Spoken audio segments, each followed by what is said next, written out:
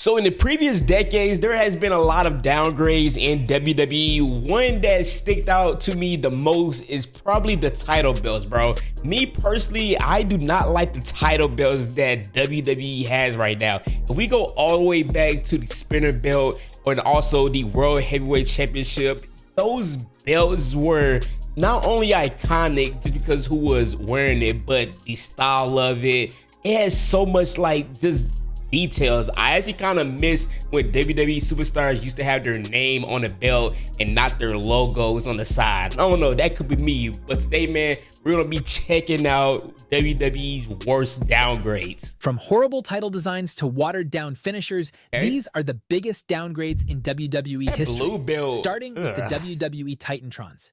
Remember when every wrestler had their own custom entrance video that felt like a mini movie? Yes. Back in the day, turning on Raw meant watching superstars walk out to actual cinematic packages that told their story. Bro, oh my God, dog. Do y'all remember when they used, I think this was like around the 2008 time, bro, or 2009, the earlier 2000s. Bro, do y'all remember when they used to do the little versus Titantrons or whatever, how you call it, bro? The matches where they're like animated and they're moving and stuff like that, bro. Oh my God, it was so heat. And Raw probably had the best one, in my personal opinion. You'll have like a John Cena versus Triple H, or John Cena versus Shawn Michaels or something like that. It used to be heat, bro. It was so fire, dog. Edge had those fast-paced graphics. The Undertaker had creepy graveyard footage. Batista had that red filter. Randy Orton's Tron with Burn in My Light made him look like a douchebag. Kane's Tron gave me nightmares, and even mid-carders and jobbers like Funaki and Super Crazy got unique videos shot that made them feel larger than life. Those entrance videos were essential character building tools that got you hyped and helped you understand who these people were before they even grabbed the mic. But now, everyone just gets their name plastered on a static screen with generic graphics. Everyone from Roman Reigns to CM Punk to Seth Rollins gets the same treatment as a local jobber's PowerPoint presentation. There's zero personality, zero creativity, and zero reason to care about the presentation anymore. Those entrance videos represented an era when WWE actually tried to make every wrestler feel special, and now they can't even be bothered to spend 5 minutes in After Effects. However, it's not just the Titantrons that have been downgraded. Stage designs. Oh my God. Yes, bro. No, I haven't realized that. Yeah, the stage designs, bro, when they do certain like PV matches, bro, you really don't know what you're watching, bro. Like back in the day when we had like SummerSlam going on, it used to be like it used to be so much stuff going on where it's like palm trees and stuff like that. It fit the theme. It's almost like you could like, I kind of miss when, this is kind of off topic, I kind of miss when they used to do like the tributes to like the military or the tributes to whatever, tributes to the soldiers, something like that, when they used to fight outside, bro. That was lit, bro. I don't know why they don't do stuff like that no more. I don't know if it's mainly like a budget thing, which I don't get it, because WWE is like a what, $1 million company, maybe $1 billion company now. I don't even know, but they should go back to these things, bro. Go back to how wrestling was. I don't know why they changed this, bro. His presentation during the Attitude Era and Ruthless Aggression Era felt epic, and nowhere was that more obvious than their legendary stage designs. The SmackDown Fist was an absolute masterpiece that immediately told you that you were watching the blue brand. Even Raw's stage had its own identity, but it wasn't just the weekly shows. Every pay-per-view had its own custom stage that made the show feel special. WrestleMania had elaborate setups that got you hyped, SummerSlam had a party vibe, and even mid-tier shows like Backlash, Cyber Sunday, and Armageddon got their own distinct look. But then, WWE decided that spending money on creativity was a waste, and now every single show looks exactly the same. Raw, SmackDown, pay-per-views, premium live events, it's all just giant LED boards showing the same corporate logo with different colors. But moving on from presentation, let's talk about some of the most downgraded finishers in WWE history. Oh, I can't wait to see this. You're gonna probably show Let's John start Cena. with Seth Rollins and the curb stomp. Back in 2015, Rollins was using one of the most vicious-looking finishers in WWE. It was brutal, it was believable, and it made Seth look like an absolute killer. Then WWE banned it for looking too violent, and Seth briefly started using this awkward forward-falling DDT that nobody could take seriously. Eventually, he got the curb stomp back, but not before months of watching him fumble around with this generic-looking finishers. Then there's The Undertaker and the TCB. The dead man has the tombstone, the chokeslam, and the last ride in his arsenal. Deadly, but for some reason, during his heel run in the early 2000s, he decided to use a standing dragon sleeper as his primary finisher, but nothing compares to John Cena's lightning fist. In 2018, Cena was getting heat from hardcore fans for his 5 moves of doom routine, so WWE decided to lean into the joke and gave him a 6th move, a backfist that looked like something a drunk uncle would throw at a barbecue. But moving on from downgraded finishers, let's talk about the worst gimmick downgrades in WWE history. Let's see.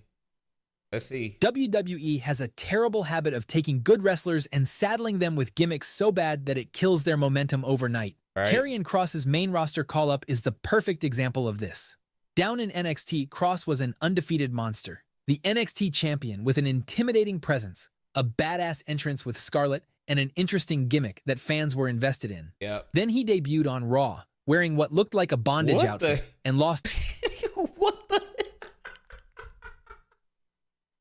Bro, what is bro wearing? Were invested in. Then he debuted on... What the... Bro, he looked like one of them dudes from Tron Legacy, bro, the helmet. Raw, oh my God. Wearing what looked like a bondage outfit, and lost to Jeff Hardy in minutes. Like what? The former NXT champion went from unstoppable force to complete joke in a matter of weeks, right. And WWE released him shortly after before bringing him back just to release him again. But how about the time Vince McMahon turned Chad Gable into Shorty G to mock his height? Gable himself called it the lowest point of his career, and you could see his soul dying every time he had to come out as Shorty G. However, nobody had a bigger downgrade than Kane, who went from a monster to a corporate joke. The Big Red Machine gave fans... Yeah, that was so weird. Why did they... I don't know if this was around the time... Wait, was Kane a mayor by this time? I highly doubt it. But yeah, you can't make somebody who used to be a monster, people who, you know, something that kids used to be terrified of, into a damn corporate manager or whatever the hell he was. That's like turning... Who's scary in the WWE right now? I can't even. I don't even know. I don't even know who I can even kind of relate this to.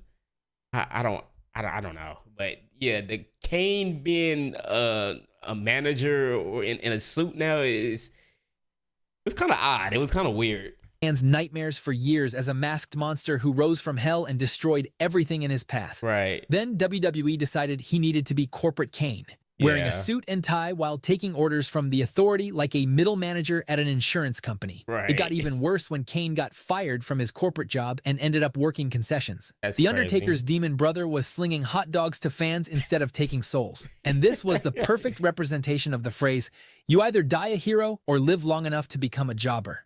Wow. Speaking of jobbers, Lord Tensai might be the most embarrassing gimmick change in WWE history. Albert wrestled in WWE as A-Train, then spent years in Japan as Giant Bernard. When he returned in 2012, Vince decided to capitalize on his Japan run by giving him face paint, making him cut promos in Japanese that he clearly couldn't speak, and expected fans to forget he was the same guy who'd been teaming with X-Pac less than a decade ago. His matches had the crowd chanting Albert, and within a month, WWE gave up on the gimmick entirely.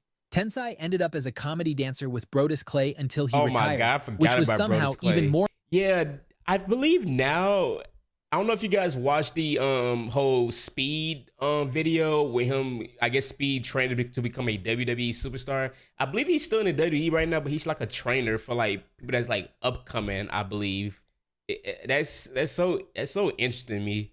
But I don't remember his run. I remember he went against John Cena a couple times, or a little bit of a kind of like the middle card a couple times, but he just kind of like disappeared. I forgot about Brodus Clay. More embarrassing than the Japanese Brodus Clay gimmick. was probably hilarious too, though. But switching gears from gimmick changes, let's talk about the worst title belt downgrades in WWE history. Let me see what they got. The title belt downgrades. Let me see. The big gold belt was one of the most beautiful championships in wrestling history. Yes. But then in 2017, WWE had their champions wear this blue abomination that looked like a toy. Yeah. They literally took the exact same design of the Universal title and just made it blue.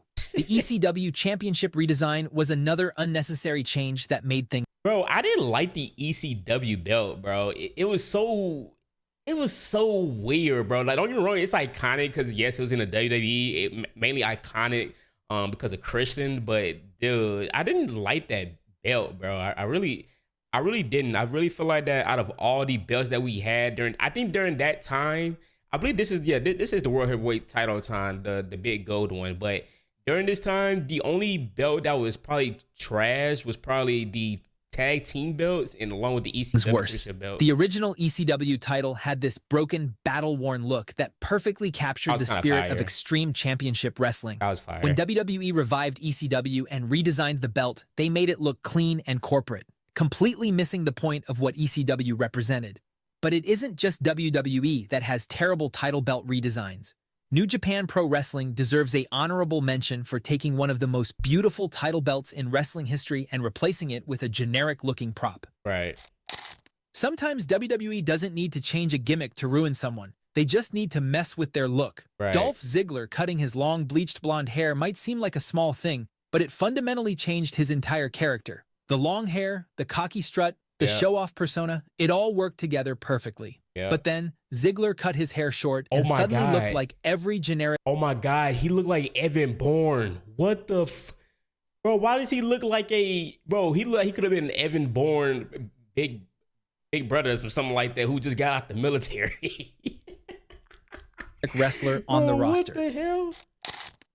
Shinsuke Nakamura's main roster run is a masterclass in how to waste a generational talent. In NXT, Nakamura was a charismatic superstar with an entrance that made arenas feel electric. Right. His matches with Sami Zayn, Samoa Joe, and others proved he could deliver on the biggest stages. Right. But after he arrived on the main roster, WWE had absolutely no idea what to do with him. Right. They tried changing his theme song, they had him kicking people's nuts, they tried turning him into a more serious character, then a weird demon samurai gimmick that barely lasted, and now he's barely on television despite being one of the most talented wrestlers in the company. Baron Corbin somehow managed to get worse with every change WWE made. In NXT, Corbin looked like a badass with a banger entrance theme and intimidating presence, but once Corbin failed his Money in the Bank cash-in, everything went downhill. Right. Sad Corbin, broke Corbin, happy Corbin. Every iteration was worse than the last, and eventually he got released from the WWE. But it's not just wrestlers who've had their appearance downgraded, even the... Bro, comment down if I'm wrong, but did Corbin retire Kurt Angle, bro? Am I tweaking or am I thinking about somebody else? Hell in a Cell cage wasn't safe. Red Hell in a Cell? The Hell in a Cell cage has been iconic since it debuted in 1997. A massive steel structure that trapped wrestlers inside for the most brutal matches in WWE history. Right. The silver cage represented danger, violence, and career-altering moments like Taker throwing Mankind off the cell. Right. But then, WWE decided to paint it red for absolutely no reason. The change didn't make matches safer, didn't improve visibility, and didn't add anything to the presentation. It just looked weird and distracting. Yeah. Fans in the arena couldn't see through it as well, and watching on TV felt like everything had a strange filter over it. WWE eventually switched back to the silver cage after realizing nobody liked the change, but it perfectly represents their habit of fixing things that aren't broken just to feel like they're doing something new. However, the worst downgrade of appearance in WWE has to be the change in the WWE logo. Oh my the scratch God. logo. I said it when they first did it. Bro, it's like, it seems like more of the WWE logo was like the original WWE logo was the best, but it seemed like ever since they went kind of like corporate style with it, they also changed the style of the WWE logo, if that makes sense. The original WWE logo will always be iconic, bro. It will always be better than what they have right now, bro. I hate it. Even go back, looking at the belts that they have for the WWE logo, like the original WWE logo belts, bro, the original WWE logo on the belts, bro, was so fire. Like, for instance, look at the spinner belt that John Cena hold, bro. That was by far like the best. It was best. It moved. I don't know how they could replicate that. I really don't know. I really wish what they would have done was kept the original WWE logo, but if they're trying to make it corporate style, make it enough corporate style to the point where it's not losing. You're not losing the original logo of it. If that makes sense, you know. I feel like they could have done so many things with it. That represented WWE for almost 2 decades had a gritty aesthetic that made the product feel special. But the current logo just feels like an upside-down version of McDonald's. But speaking of downgrades, we simply can't leave out the biggest downgrade in current WWE. Music. Yeah, the music is not good now. Nothing kills a wrestler's entrance faster than bad music. And WWE has mastered the art of replacing iconic themes with generic garbage. Back in the late 90s and early 2000s, everyone from main eventers it just it just hits, bro. It just hits. Like me personally, a lot of people don't mind it. I love Randy Orton original theme music than what he has right now. I forgot the damn name of it, but I miss it. Carter's. Oh yeah. Had unique theme songs that made them stand out. Edge's Metalingus. You think you know me? Yeah, it just Taker's hits, Gong. Bro. Cena's theme. Yeah. They all gave the wrestlers a unique identity. Yep. Heck, even Drew McIntyre had a banger theme when he was just a jobber. Yep. And not just Drew, even guys like Alex Riley, Evan Bourne, and Carlito had amazing music. Yep. Sheamus's original theme was a banger with a distinct rock sound that made his entrance feel intense. It's a shameful thing. Yeah. WWE decided to update it by stripping out everything that made it interesting and turning it into a watered-down version that sounds like every other entrance theme on the roster. The trend isn't just individual wrestlers. WWE's overall approach to music has shifted from unique, memorable themes to cookie-cutter production